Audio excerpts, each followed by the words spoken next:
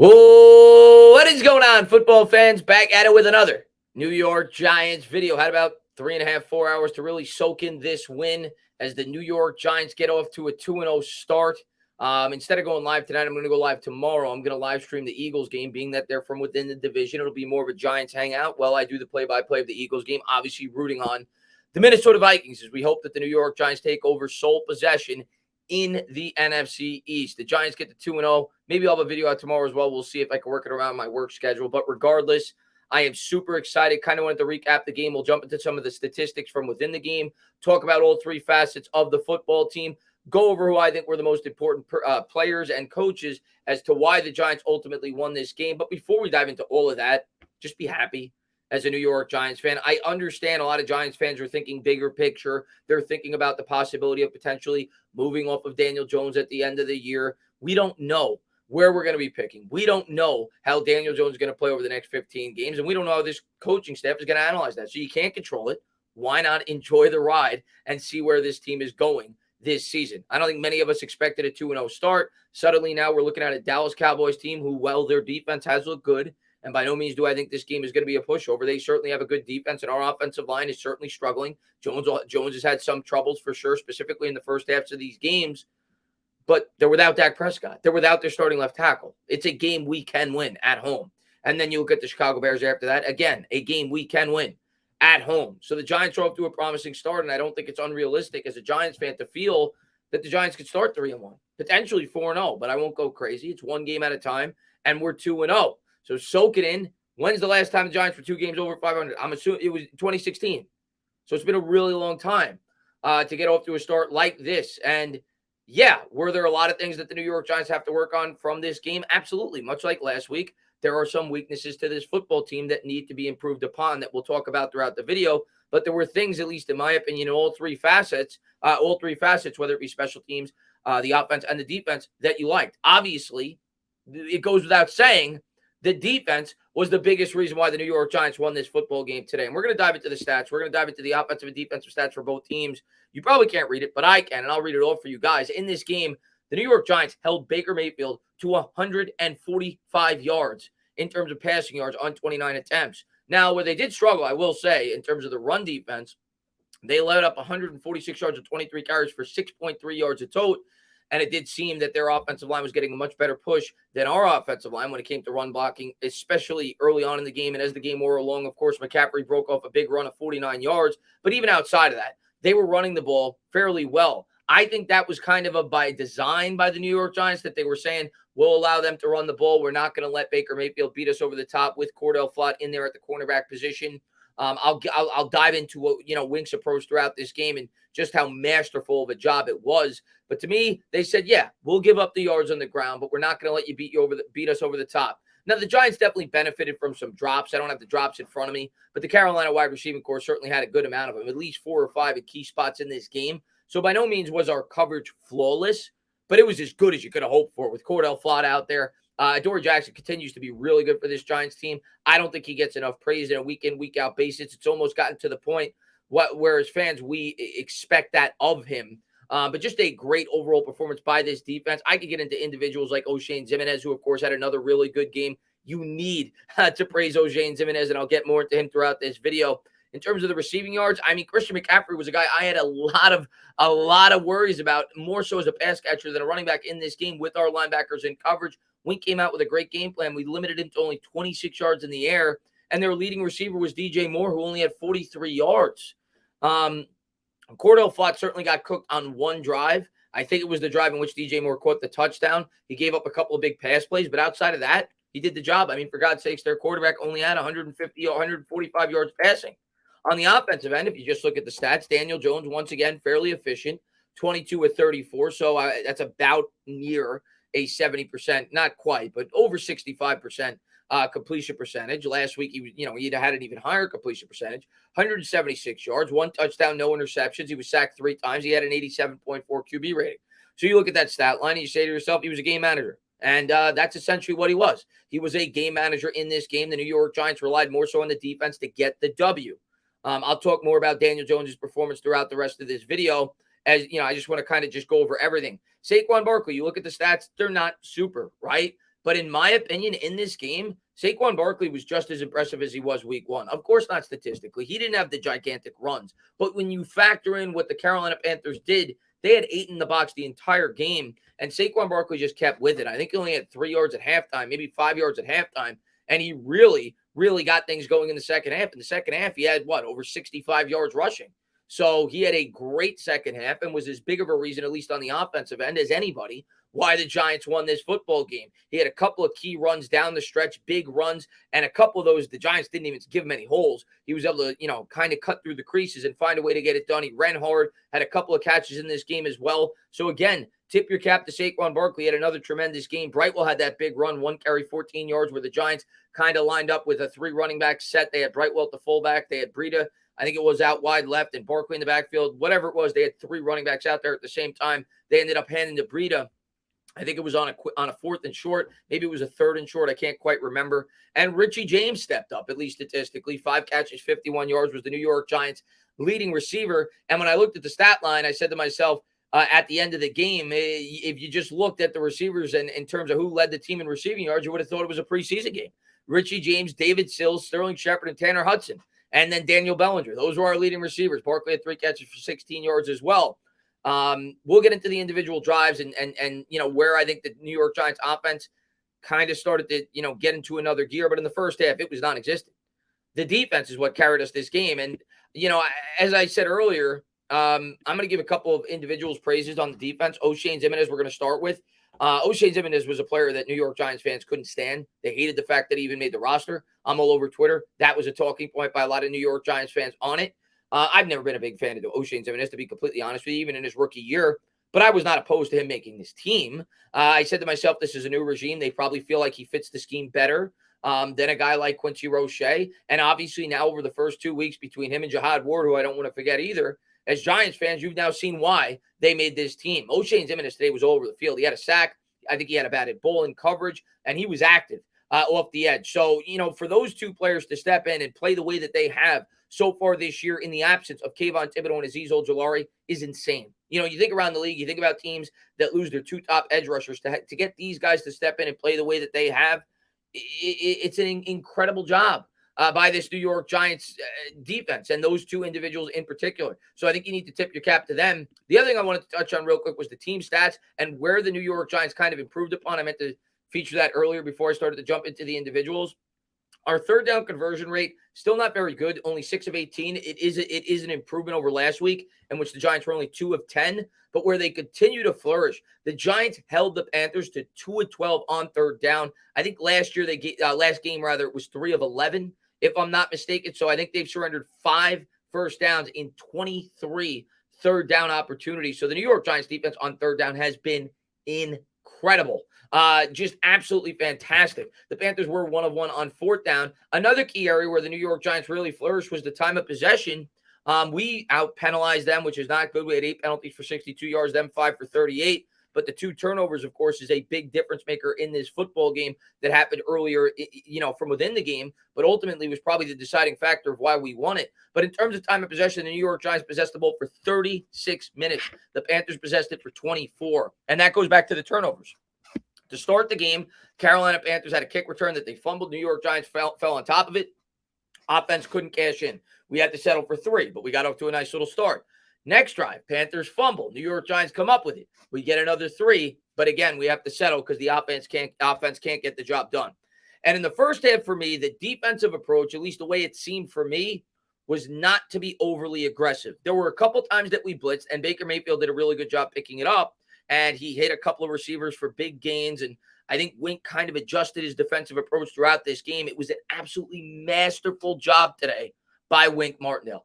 Wink right now, in my opinion, has far exceeded my expectations. And the job he did today, when you think about it, without Thibodeau, without Ojulari, without Aaron Robinson, he's starting Cordell Flott on the outside. Leonard Williams goes down from within this game. We'll see how serious that injury is going to be, because that'll be something else Wink will have to overcome. But for him to do the things that he was able to do in this game and the adjustments that he made from the first half to the second, it was incredible.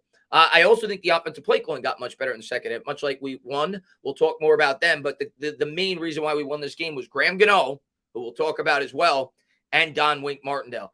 I also want to give credit to the fans. Don called the fans out this week. He said, get on your feet.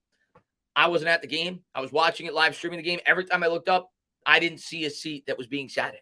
Fans were on their feet start to finish. Every time there was a big third down play, you guys made noise. So credit to you. And maybe that made a little bit of a factor in terms of, that third down number. You look at that third down number. Maybe the fans need a little asterisk for that. Maybe you guys are part of the reason why the Giants have been good on third down defense, at least this week. So great job by you guys. But going back to Wink, he did not come out and just blindly blitz this football team. The first half, they kind of played off the ball for the most part. They only sent 3 or 4 guys on a lot of plays. They dropped 7 back into coverage because they knew the limitations to this defense, but they still were able to bend but don't break. The Panthers got into the red zone a couple of times, but they held them for 3, and they went into the half tied up. To end the first half, the New York Giants offense, they hit a nice play there. I think they picked up 9 yards on first down. I think it was to Richie James maybe. And then the next play, this was my one issue with Brian Daboll in this game, and it's a minor issue. It's not something I'm like killing him for. Overall, I thought he managed the clock well. I thought they did a good job sticking to the game plan. But when you do these videos, you want to talk about things you feel the team can improve upon. On the next play on 2nd and 1, they had about 45 seconds left after Richie James caught that ball. I thought it would have been a much better idea, being that you only have 45 seconds. You're trying to get in the field goal range as is, and you still have one more timeout left, to call your timeout there, let the offense readjust, set up a play that you're very comfortable with, rather than rushing Jones and the offense to the line. By doing so, they didn't snap the ball till about 30, 31 seconds, and Daniel Jones made a horrible throw. Now, I'm not excusing Jones in terms of them rushing, because as a quarterback, you got to do what you have to do from within the situation. It was a horrible decision by Jones. We're lucky it was not a pick 6, but I just think Daboll in that spot probably should have called a timeout and set up a play they were more comfortable with, rather than having to rush to the line of scrimmage. So that's my one little nitpick with him, but that was Jones's worst throw of the game.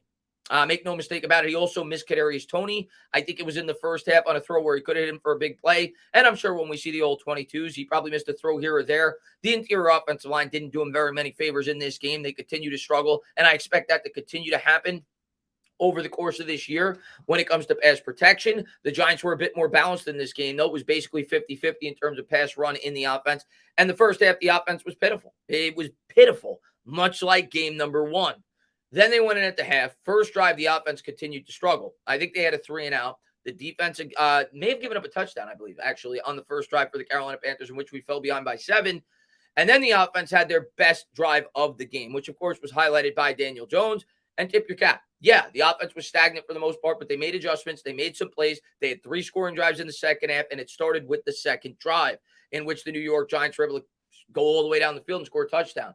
Like I said, couldn't run the ball up to that point. And then Jones was started to get things going in the passing game, which I think ultimately lended itself to Saquon Barkley having more success in the ground game, because it kind of had to keep the defense a little bit more honest. So it took a little bit of pressure off Saquon Barkley. Barkley did have one big run in that drive once they started to get things going. But Jones had a huge third down conversion on that drive. It was 3rd and long, might have been 9, 10, 11, whatever it was, to Richie James to start the drive. And then he had probably his best throw of the day, even though it made me gasp when he made the throw, where he threw across his body.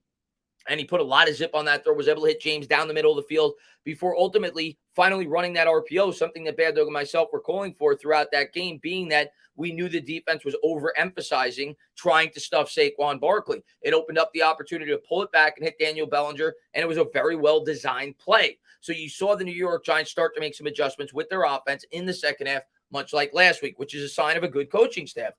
I will go back to the first half. Should have mentioned it. Horrible play calling on the goal line. Cannot forget talking about this. Almost did.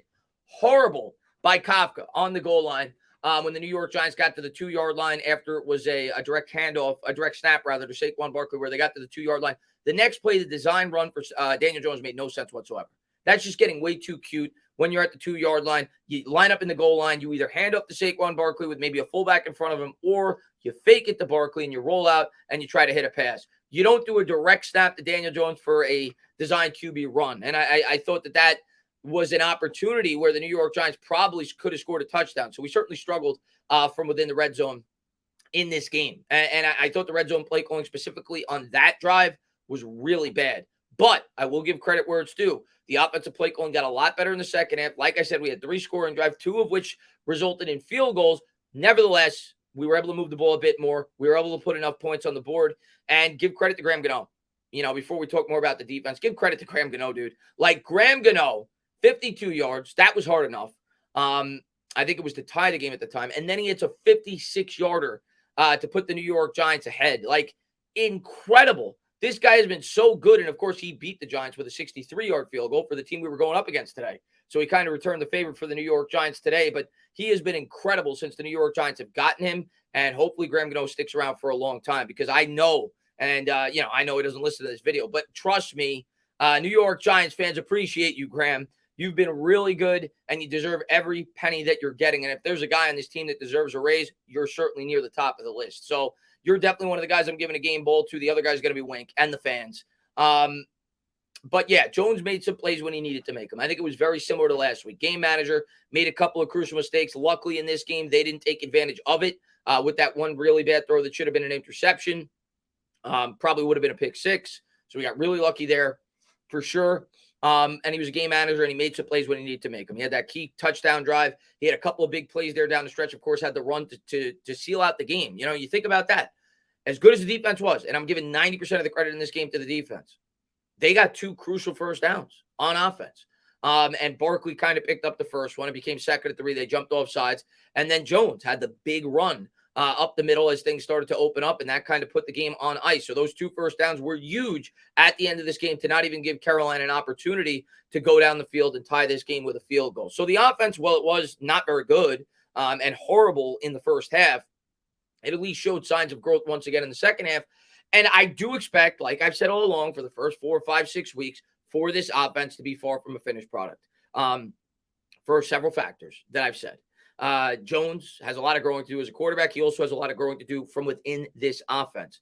Not to mention the offensive line is not going to do him any favors. These guys have never played with one another. It's going to take time for guys like Azudu to grow, for guys like Evan Neal to grow. I think it's going to take at least 5 or 6 games for them to really hit their stride. And for the New York Giants to overcome this, along with the injuries they've overcame on the defense and still have a 2-0 record, speaks volumes about this coaching staff and about the resiliency of this football team.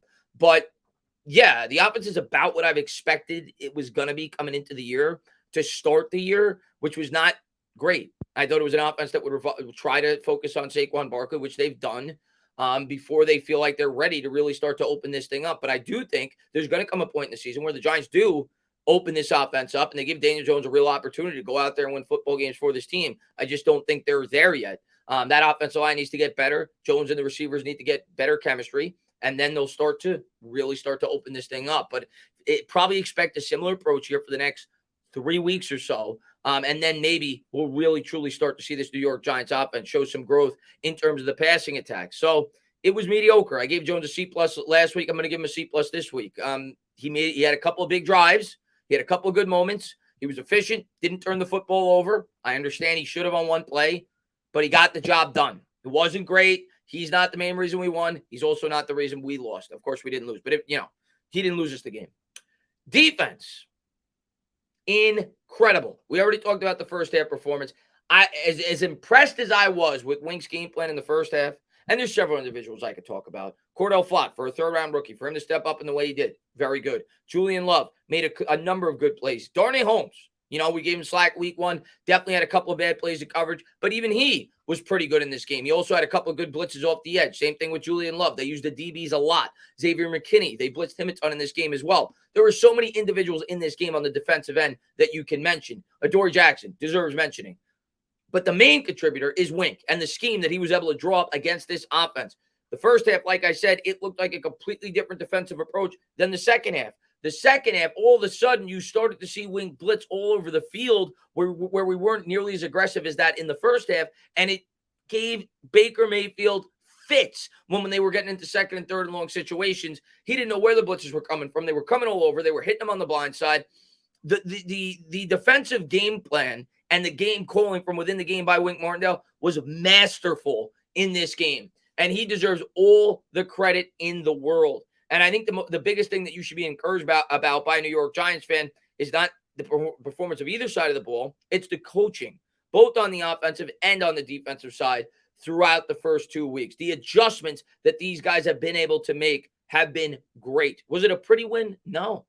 But ugly wins are just as good for me. I don't care. Good teams and we're far from being a good team. We still have a lot to prove before I'm willing to say we're a good team. But good teams find ways to win football games, even when they have a C performance or a B performance, when they're not at their best, when they have tons of injuries. Giants had a ton of injuries coming into this game. Bad teams find ways to lose them, much like the New York Giants have done over the last 4 or 5 years. Giants lose this game last year, probably. They lose game 1 last year, probably. Tell me in your heart, with complete honesty. Let's take away the whole game, the first 58 minutes. With Joe Judge and Jason Garrett as the play callers, do you think the New York Giants pick up those 2 first downs to close out this game last year? I don't. And we saw how bad the defense was last year in terms of closing out first halves, in terms of closing out games. Wink is not scared. Wink has belief in his team. And I think that is another thing that really hits home for me so far with this coaching staff on both sides. They are showing belief in their players. And that is what good coaches do. It makes the players want to play hard for them. It gives them more confidence as well. Tanner Hudson's another player I should have mentioned. He had a pretty good game. He had about 2 or 3 really big catches in this game as well. It was a complete team effort. Obviously, mainly more so on the defensive end, but it's a team game. And when the team wins, it's the team that won. Not the offense, not the defense, the team won. And now it's up to the New York Giants. There may be a game in the future where the offense needs to pick up the slack, and they need to be the team that carries it. And hopefully this offense grows over the next 3 or 4 weeks, and they can get to that point where this is a more balanced team. But with the injuries we've had for this defense to do what they've done, and you think about the possibility of getting Kayvon Thibodeau back next week, who knows when Robinson will be back? Who knows when Ojulari will be back? Who knows when Leonard Williams will be back? But when those guys get back, this defense could be really special. Love it, guys. Soak it in. Enjoy it. I'll have my victory shot tomorrow with you guys on the live stream when we call the Philadelphia Eagles. As always, if you liked what you watched, please subscribe. Drop a comment. We're 2-0. I still can't believe it. Do you believe we're 2-0? My dog doesn't even believe we're 2-0. It's unbelievable. Cheers.